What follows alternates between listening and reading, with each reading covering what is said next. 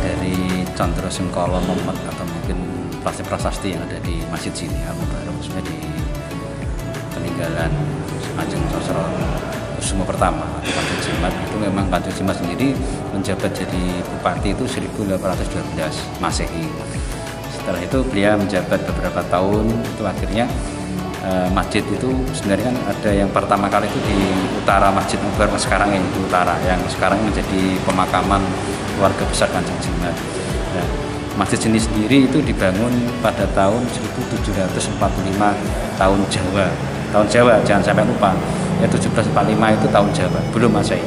Kalau kita merujuk ke Masehi itu nanti kurang lebih 1818. Jadi kita harus memahami bagaimana caranya membaca tulisan Condro Sengkolo era masa Mataram Islam. Jadi kita harus tahu bagaimana caranya membaca Condro Sengkolo atau tulisan angkat Jawa atau Masehi yang ada di Masjid Al-Mubarak sini. Banyak kalau lihat dari pendirian masjid sini pertama, ternyata ceritanya yaitu ketika Kanjeng Jimat itu memerintah di Kabupaten Grebeg pertama, itu membuat masjid yang ada di bersebelahan dengan pemerintahan kabupaten di utara sana. Nah, ternyata utara sana itu dengan kurun waktu lama itu tempatnya memang sempit, jadi tidak muat untuk ibadah masyarakat cukup banyak. Akhirnya berinisiatif pada masa Kanjeng Jimat sendiri atau Condro Kusumo itu berkeinginan ingin membuat bangunan baru, bangunan masjid yang ukuran besar biar cukup untuk para muslim pada masa itu bisa sholat mencukupi. Nah, ternyata masjid ini dibangun itu selesai pada tahun 1745 tahun Jawa atau 1818 Masehi.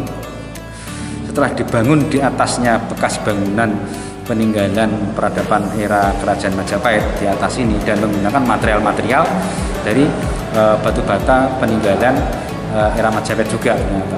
Tapi ornamen-ornamennya juga ada dari beberapa, ada yang dari Jawa, ada era Mataram Islam, ada yang era Majapahitan, ada yang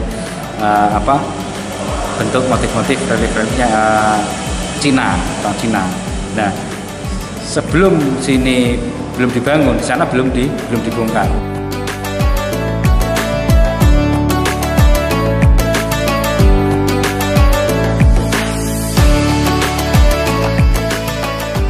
Nah, setelah ini selesai dibangun, baru masjid yang utara, yang lama, yang tertua itu dipindah ke desa Bendungan. Jadi sekitar 2 kilo dari arah timur masjid ini di sana. Nah, di sana diberikan oleh Kiai Salimin atau wali Bendungan. Nah, disitulah sejarah perjalanan mulai awal pembangunan Masjid Al-Mubarak pada masa era Kabupaten Grebeg yang dipimpin oleh Sosro Kusumo I atau Ki Ageng yang Kanjeng Jimat.